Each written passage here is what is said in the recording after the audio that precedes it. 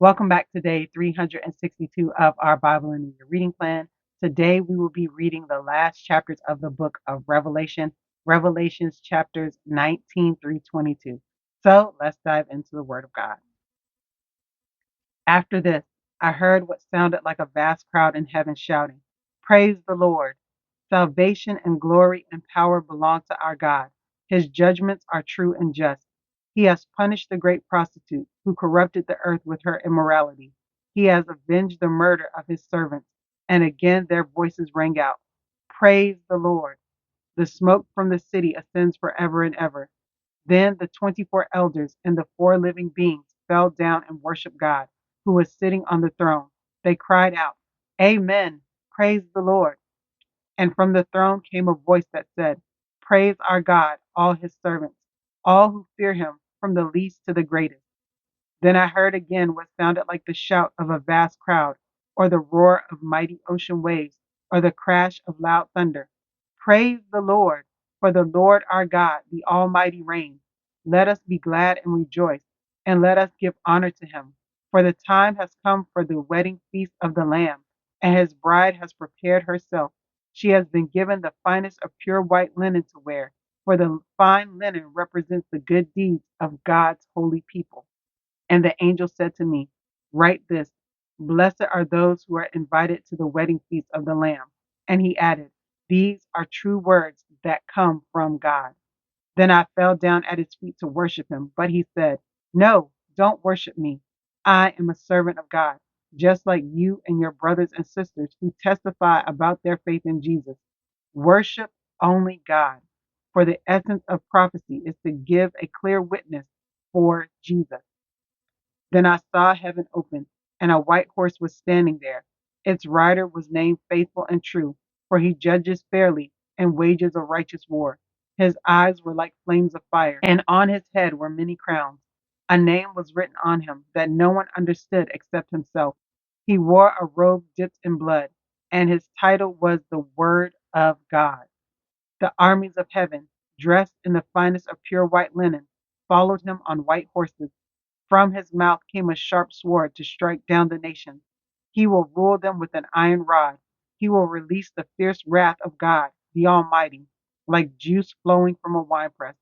On his robe at his thigh was written this title: King of all kings and Lord of all lords. Then I saw an angel standing in the sun, shouting to the vultures flying high in the sky, "Come, gather together for the great banquet God has prepared. Come and eat the flesh of kings, generals, and strong warriors, of horses and their riders, and of all humanity, both free and slave, small and great." Then I saw the beast and the kings of the world and their armies gathered together to fight against the one sitting on the horse and his army.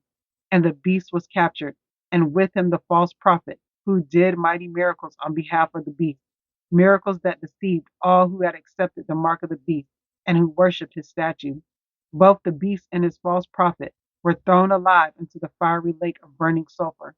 Their entire army was killed by the sharp sword that came from the mouth of the one riding the white horse, and the vultures all gorged themselves on the dead body. Amen. That is the end of chapter 19, and we see this battle take place between the armies of the world and the army of God, and obviously the army of God wins. The beast and his false prophet are thrown were thrown into the lake of fire, and we see the vultures coming and gorging on the bodies of those who perished in this war. We also see the white rider, which is different from the white horse that we saw in the first one. That white horse, he had a bow, but he didn't have any arrows. And then this one, the rider produces a sharp sword from his mouth, and he goes out and conquers this vast army. But all right, let's go on to chapter 20. Then I saw an angel coming down from heaven with the key to the bottomless pit and a heavy chain in his hand. He seized the dragon, that old serpent, who is the devil Satan, and bound him in chains for 1,000 years. The angel threw him into the bottomless pit, which he then shut and locked, so Satan could not deceive the nations any more until the 1,000 years were finished. Afterwards, he must be released for a little while. Then I saw thrones, and the people sitting on them had been given the authority to judge. And I saw the souls of those who had been beheaded for their testimony about Jesus and for proclaiming the word of God. They had not worshipped the beast or his statue, nor accepted his mark on their foreheads or their hands. They all came to life again, and they reigned with Christ for 1,000 years. This is the first resurrection. The rest of the dead did not come back to life until the 1,000 years had ended. Blessed and holy are those who share in the first resurrection. For them, the second death holds no power, but they will be priests of God and of Christ and will reign with him 1,000 years. When the 1,000 years come to an end, Satan will be let out of his prison. He will go out to deceive the nations, called Gog and Magog, in every corner of the earth. He will gather them together for battle, a mighty army as numberless as sand along the seashore. And I saw them as they went up on the broad plain of the earth and surrounded God's people in the beloved city.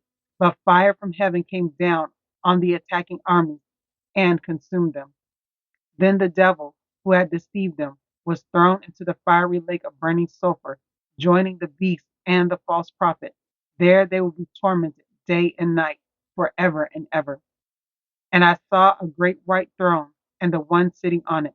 The earth and sky fled from his presence, but they found no place to hide. I saw the dead, both great and small, standing before God's throne, and the books were opened, including the book of life. And the dead were judged according to what they had done, as recorded in the books.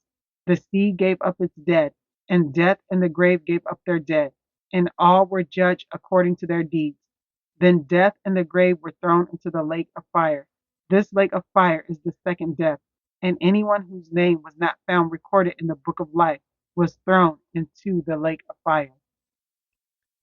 Amen. That is the end of chapter 20, and we see the 1,000 year reign of Jesus Christ starting after the defeat of this army of Babylon.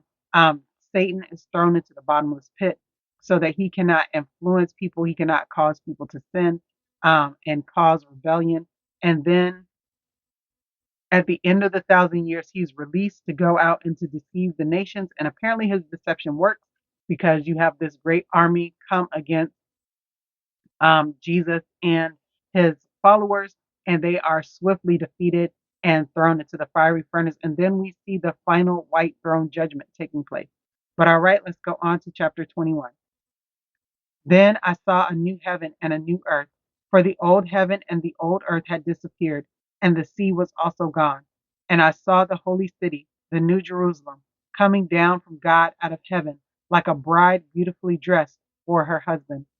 I heard a loud shout from the throne saying, "Look, God's home is now among his people. He will live with them, and they will be his people. God himself will be with them.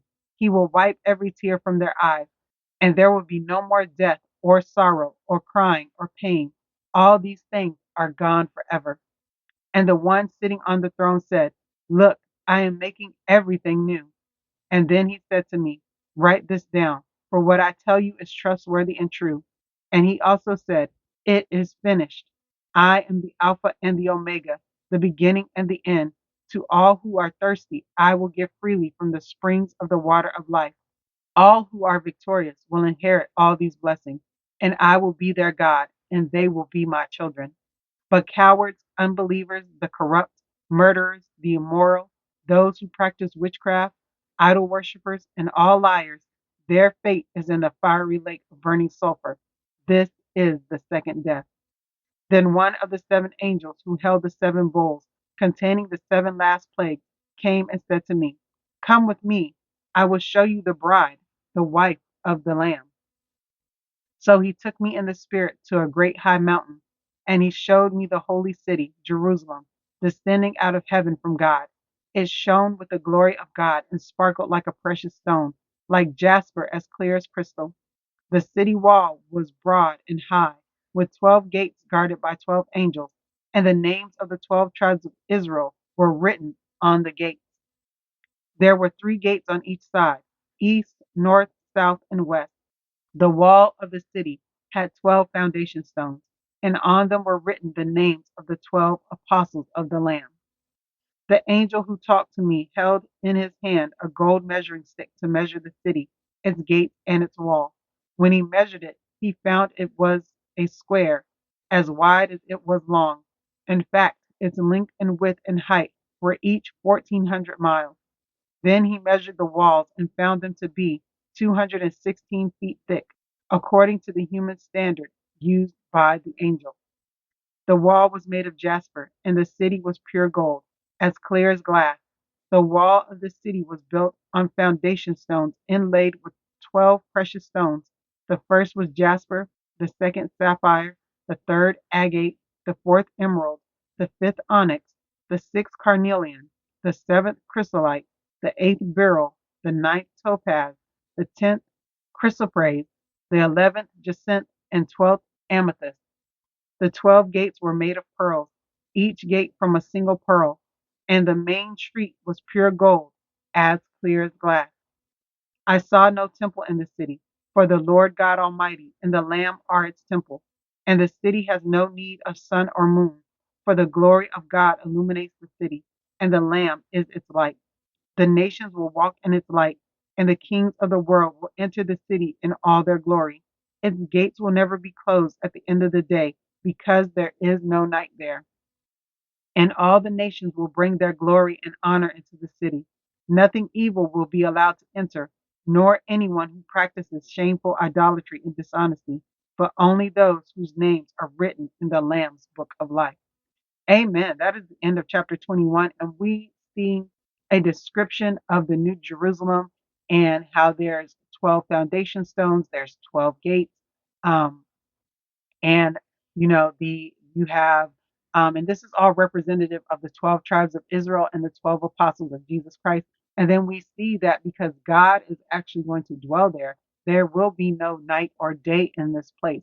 And so it is going to be a beautiful and wonderful place for the people of God and those whose names are written in the Lamb's book of life.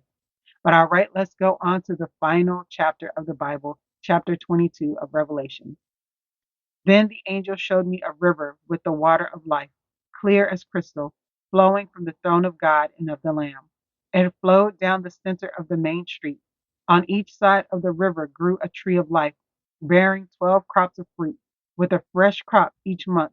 The leaves were used for medicine to heal the nation. No longer will there be a curse upon anything, for the throne of God and of the Lamb will be there, and his servants will worship him, and they will see his face, and his name will be written on their foreheads, and there will be no night there, no need for lamps or sun, for the Lord God will shine on them, and they will reign forever and ever. Then the angel said to me, everything you have heard and seen is trustworthy and true.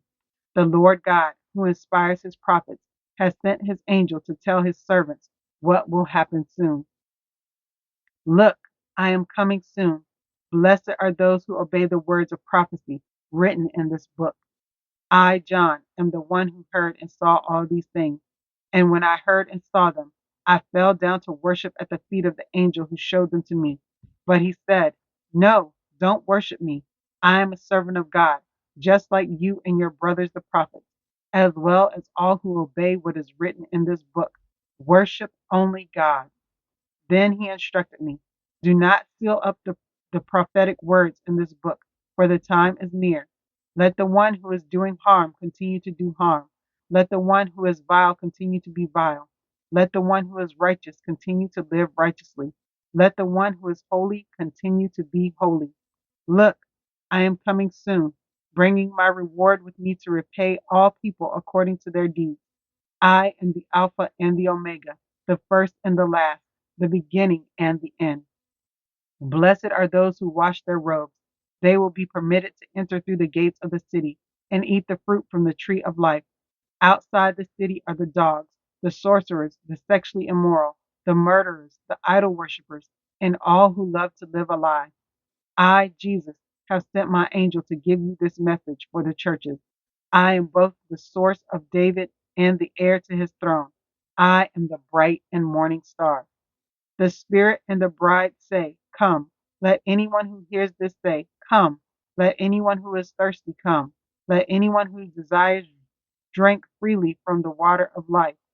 And I solemnly declare to everyone who hears the words of prophecy written in this book, if anyone adds anything to what is written here, God will add to that person the plagues described in this book.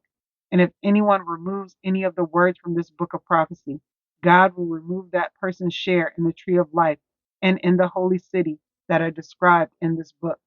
He who is the faithful witness to all these things says, yes, I am coming soon. Amen. Come, Lord Jesus. May the grace of the Lord Jesus be with God's holy people. Amen. That is the end of Revelation chapter 22. And in this final chapter, we see them showing him, John, the river of life that flows through the city. It flows from the throne of God and of Jesus Christ. And then we see this reminder that, Jesus is coming back and that when he comes, he will bring his rewards for everyone. The reward for those who did well and those who did not do well. And then there's a warning here about this book and this prophetic book and not to add to or take away from it, or else you will experience loss either through the plagues that are written in this book, or you will lose your share in the new Jerusalem and the new heavens and new earth if you add or take away from this book. And so it just reminds us to stay prepared, to stay watchful, because Jesus is coming back. But all right, guys, that is the end of day 362 of our Bible in a Year reading plan. I pray that you are blessed by this reading. Don't forget to like and subscribe to the channel if you have not already. And I will see you in tomorrow's reflection video. All right, guys, have a blessed day. Bye.